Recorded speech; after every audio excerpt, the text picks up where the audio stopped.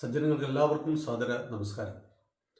ഗൃഹേ ഗൃഹേ ആചാര്യ ദർശനം എന്ന മഹത്തായ ലക്ഷ്യവുമായി 1,00,000 ഭവനങ്ങളിൽ ശ്രീ ശങ്കരൻ്റെ ആത്മീയ വിഗ്രഹത്തെ എത്തിക്കുന്ന ഉദാത്തമായ കാര്യവുമായി പാലക്കാട് സാന്ദീപിനി സാധനാലയം ആദരണീയ ശ്യാം ചൈതന്യജി നേതൃത്വം നൽകുന്ന ഈ മഹത്തായ പ്രസ്ഥാനം 1,00,000 ഭവനങ്ങളിലേക്ക് ആദിശങ്കരന്റെ വിഗ്രഹത്തെ എത്തിച്ചുകൊണ്ടിരിക്കുന്നു.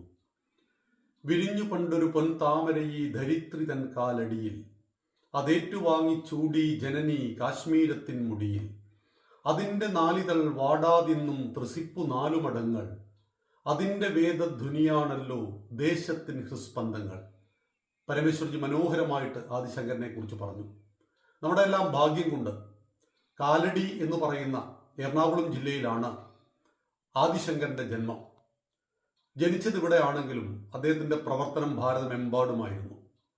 ഭാരതത്തിൽ മുഴുവൻ സഞ്ചരിച്ച് അദ്വൈത വേദാന്തത്തെ പുനഃസ്ഥാപിച്ച് ഭാരതത്തിന്റെ 4 കോണുകളിൽ 4 ആശ്രമങ്ങളെ പണിത് 32ാമത്തെ വയസ്സിൽ സമാധിയാകുമ്പോഴേക്ക് ദ്വൈത വേദാന്തത്തിന്റെയും ബുദ്ധമതത്തിന്റെയും ആധിക്യത്തിൽ ഇതാ തീർന്നുപോയി എന്നു തോന്നിയ പവിത്രമായ നമ്മുടെ സനാതന ധർമ്മത്തെ, അതിൻ്റെ അടിസ്ഥാന തത്വമായ അദ്വൈത വേദാന്തത്തെ പുനഃസ്ഥാപിച്ച ആ മഹാത്മാവിന് വേണ്ടത്ര പരിഗണനയോ വേണ്ടത്ര അംഗീകാരമോ നിർഭാഗ്യവശാൽ നമ്മുടെ കേരള നാട്ടിൽ കിട്ടിയിട്ടുണ്ടോ എന്ന് സംശയിക്കണം. കാരണം കേരളം പല ആശയങ്ങളുടെയും കുത്തൊഴുക്കിനിടയിൽ ഈ രാഷ്ട്രത്തിൻ്റെ തനതായ സംസ്കാരത്തെ, ഈ നാടിൻ്റെ പൈതൃകത്തെ, പാരമ്പര്യത്തെ മറന്നുപോയ ഒരു ജനത കൂടുതലായി വസിക്കുന്നു എന്നത് നമുക്ക് എല്ലാവർക്കും ദുഃഖകരമായ കാര്യമാണ്.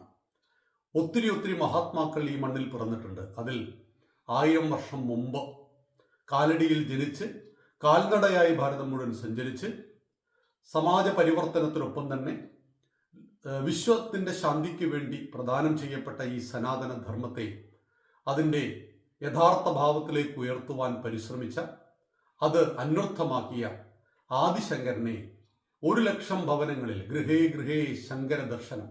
നമ്മൾ രാവിലെ എഴുന്നേറ്റ് ശങ്കരനെ കാണുമ്പോൾ അറിവിൻ്റെ നിറകുടമായ, അറിവിൻ്റെ പ്രതീകമായ ആദിശങ്കരനെ എല്ലാ ഭവനങ്ങളിലും എത്തിക്കുന്ന ശ്യാം ചൈതന്യജിയുടെ സാന്ദീപിനി സാധനാലയത്തിൻ്റെ ഈ മഹത്തായ യജ്ഞത്തിൽ എല്ലാവരും പങ്കുചേരുക.